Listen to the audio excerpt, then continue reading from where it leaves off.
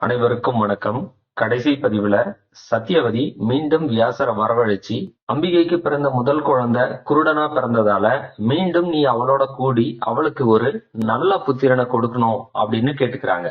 அதை கேட்ட வியாசர், இந்த முறை அம்பிகை உறவுல எந்த தவறும் செய்யாம இருந்தா அவளுக்கு ராஜ நீதியும் தர்ம சாஸ்திரமும் தெரிந்த ஒரு நல்ல புத்திரனை நான் அவளுக்கு கொடுப்பேன்னு சொல்றாரு வியாசர். இதுவரை முந்தைய பதிவுல பார்த்தோம்.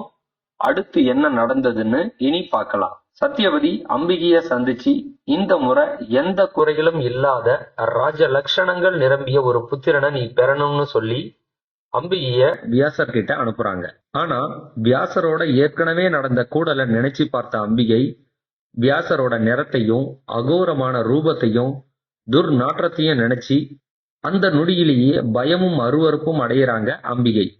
அதனால அம்பிகைக்கு மீண்டும் அவரோட கூடல்ல ஈடுபடவோ ஒரு நல்ல புத்திரனை பெறணும் அப்படிங்கிற எண்ணமோ துளி கூட ஏற்படல.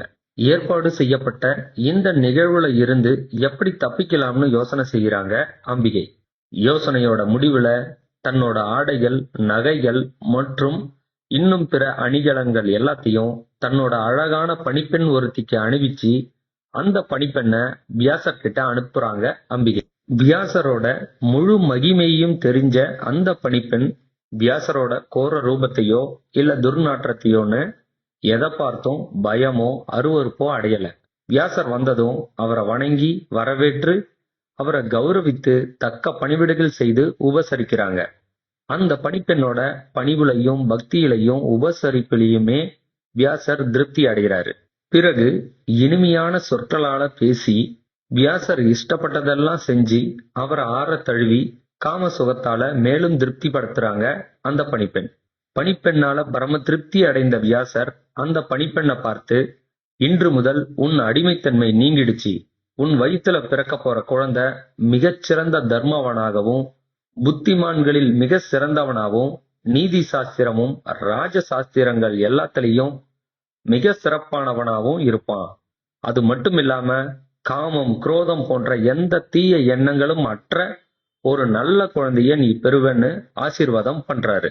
பிறகு வியாசர் சத்தியவதிய சந்திச்சு அம்பிகை தனக்கு பதிலா தன் பணிப்பெண்ணை தன்கிட்ட அனுப்புனதை பத்தியும் தனக்கும் அந்த பணிப்பெண்ணுக்கும் நிகழ்ந்த உறவால மிகச்சிறந்த தர்மாவானா ராஜ லட்சணங்கள் நிறைந்த ராஜ நீதியும் தர்ம சாஸ்திரமும் அறிந்த ஒரு குழந்தை பிறப்பான் அப்படிங்கிற விஷயத்தையும் சொல்லிட்டு தன் அன்னைய வணங்கி விடைபெற்று மறைகிறாரு வியாசர்.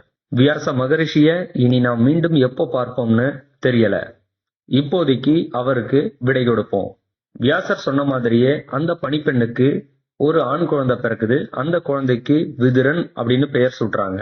இப்போ வியாசர் மூலமா பிறந்த குழந்தைங்க யார் யாருன்னு மீண்டும் ஒரு முறை பார்த்துடலாம். விசித்திர வீரியனின் முதல் மனைவியான அம்பிகைக்கும் வியாசருக்கும் பிறந்த குழந்தை திருதராஷ்டிரன், பார்வையற்றவன். இந்த குழந்தையோட சிறப்பு என்னன்னா, 10,000 யானைகளின் பலம் கொண்டவன், மிகுந்த பாக்கியம் கொண்டவன், சிறந்த பராக்கிரமம் உடையவன், மிகச்சிறந்த புத்தியை கொண்டவன். அடுத்தது விசித்திர வீரியனின் இரண்டாவது மனைவி அம்பாலிகைக்கும் வியாசருக்கும் பிறந்த குழந்தை பாண்டு, வெண்மையான நிறத்தை கொண்டவன். இந்த குழந்தையோட சிறப்பு என்னன்னா, மிகச்சிறந்த வீரமும் மிகச்சிறந்த பராக்கிரமும் கொண்டவன், எல்லா திசைகளிலும் புகழ்பெற்று விளங்கக்கூடியவன். அடுத்தது மூன்றாவதா பணிப்பெண்ணுக்கும் வியாசருக்கும் பிறந்த குழந்தை விதுரன். உடல்ல எந்தவித குறைகளும் இல்லாத ஒரு குழந்தைனா அது இந்த குழந்தைதான். இந்த குழந்தையோட சிறப்பு என்னன்னா, மிகச்சிறந்த தர்மவானா, ராஜ நீதியும் தர்ம நீதியும் அறிஞ்சவனாவும் உலகத்துல இருக்கிற புத்திமான்கள்லயே இவன் மிக சிறப்பானவனாகவும் விளங்கக்கூடியவன் அப்படிங்கிற ஆசீர்வாதத்தோட பிறந்த குழந்தை இந்த குழந்தை.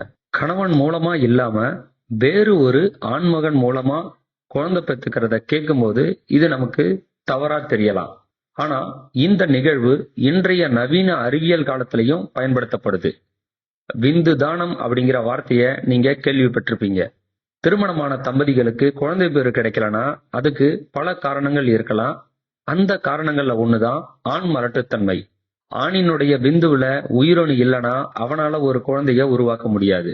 இப்படிப்பட்ட நிலையில இருக்கிற தம்பதிகள் ஒரு ஆரோக்கியமான ஆண் மூலமா தானம் செய்யப்பட்ட விந்துவை பெற்று அதன் மூலமா ஒரு குழந்தைய பெத்துக்கிறாங்க.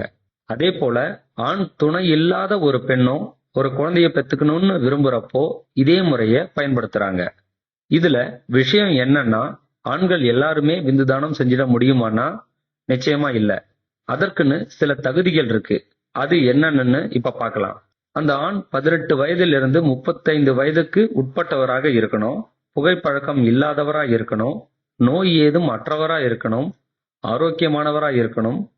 அவருடைய கல்வி தகுதி, தொழில் மற்றும் ஆர்வங்கள் போன்றவற்றை கூட ஆவணப்படுத்த சொல்லுவாங்க.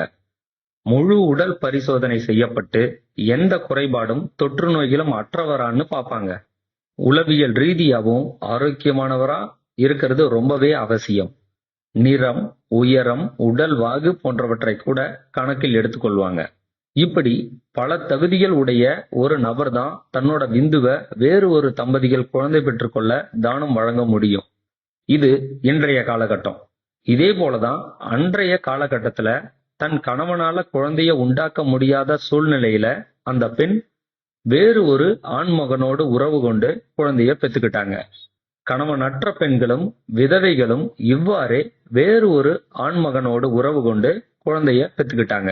நவீன அறிவியல் எப்படி அனைத்து தகுதிகளும் பெற்ற ஒருவனை விந்து தானம் செய்ய அனுமதிக்குதோ அதே போல மகாபாரத காலகட்டத்திலையும் அந்த தகுதிகள் பரிசோதிக்கப்பட்டு அதன் பிறகுதான் அவர்கள் மூலமா குழந்தைகளை உருவாக்குனாங்க. அந்த காலகட்டத்துல என்னென்ன தகுதிகள் பரிசோதிக்கப்பட்டுச்சு அப்படின்னா, முதல்ல ஜாதி, அப்புறம் கல்வி தகுதி, பிறகு அறிவு, புத்தி கூர்மை, நல்ல குணங்கள் போன்றவற்றெல்லாம் பரிசோதிச்சு அதன் பிறகுதான் அவர் மூலமா ஒரு குழந்தைய உருவாக்குவாங்க.